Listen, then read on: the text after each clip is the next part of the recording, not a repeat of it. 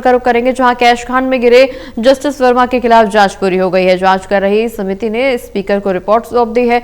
लोकसभा अध्यक्ष ओम बिरला को यह रिपोर्ट सौंपी गई है। सरकारी बंगले में आग लगने के दौरान नकदी बरामद हुई थी, जिसके बाद जस्टिस के खिलाफ जांच बैठी थी। बता दें कि जस्टिस वर्मा के खिलाफ हालांकि कैश कांड में अब जांच पूरी हो गई है, रिपोर्ट सौंप दी गई है। समिति ने स्पीकर को रिपोर्ट सौंपी है और लोकसभा स्पीकर ओम बिरला को यह रिपोर्ट सौंपी गई है। बता दें कि सरकारी बंगले में आग लगने के दौरान नकदी मिली थी, जिसके बाद जस्टिस वर्मा अब सवालों के घेरे में आ गए थे, जिसके खिलाफ जांच बैठाई गई। हालांकि समिति ने अब जांच पूरी कर स्पीकर को रिपोर्ट सौंप दी है। प्रदीप जी हमारे साथ बने हुए हैं। प्रदीप जी, कैश कांड में सरकारी बंगले में आग लगी थी, जिसके दौरान ये कैश कांड शुरू हुआ। नकदी मिलने के आरोप में जस्टिस वर्मा घिरते हुए नजर आए थे। जांच पड़ताल शुरू की गई, हालांकि जांच अब पूरी हो गई। समिति ने स्पीकर को रिपोर्ट सौंप दी है।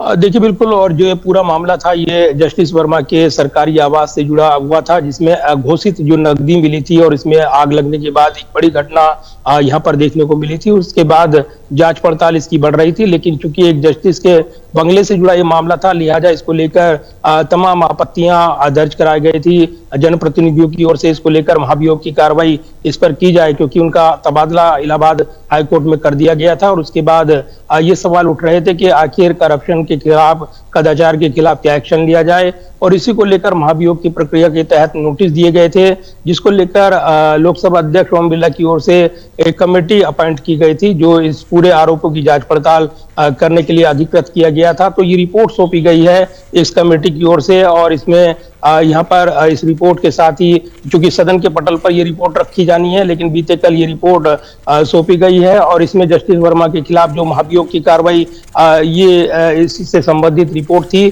तो कहीं ना कहीं इससे पहले ही उन्होंने इस्तीफा भी दे दिया, तो निष्फल हो जाएगी ये महाभियोग की कार्रवाई। लेकिन इस रिपोर्ट में क्या है, क्या तथ्य हैं, ये सदन के पटल पर जब रखी जाएगी रिपोर्ट, तब ये तस्वीर साफ होगी, क्योंकि गंभीर आरोप थे जस्टिस वर्मा पर। और इसी के साथ क्या अब आगे की प्रक्रिया रहेगी उस पर निगाहें रहने वाली है। लेकिन जस्टिस वर्मा के खिलाफ आरोपों की जांच कर रही जो जजों की समिति थी, ये रिपोर्ट उन्होंने सौंपी है। सरकारी बंगले में नकदी मिलने के बाद अघोषित इसमें आग लग गई थी, ये पूरे देश में एक चर्चित केस बना था। और उसके बाद ये जानकारी मिली थी कि जो न्यायाधीश जांच अधिनियम है 1968 के अनुरूप ये रिपोर्ट पेश की गई है, जानकारी दी गई है।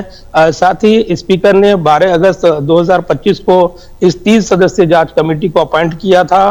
ये 14 मार्च 2025 की रात जब जस्टिस वर्मा के दिल्ली आवास पर यह घटना हुई थी, उसके बाद पूरे देश में हलचल बढ़ी थी। और इसके बाद जो प्रधान न्यायाधीश संजीव खन्ना द्वारा जो आंतरिक समिति, उसका निष्कर्ष था कि जस्टिस वर्मा का उस स्टोर पर नियंत्रण नहीं था। लेकिन ये विवाद बढ़ता रहा और उसके बाद ये संसद तक विवाद पहुंचा था, जिसके बाद लोकसभा अध्यक्ष की ओर से कमेटी अपॉइंट की गई, उसकी रिपोर्ट सौंप दी गई है। अब ये सदन के पटल पर रखी जाएगी, क्या तथ्य निकल कर आएंगे, ये तब तमाम ऐसे पहलू हैं जो रिपोर्ट जब सार्वजनिक की जाएगी तभी साफ हो पाएंगे। चलिए, बहुत बहुत शुक्रिया प्रदीप जी, ये तमाम जानकारी दर्शकों तक पहुंचाने के लिए।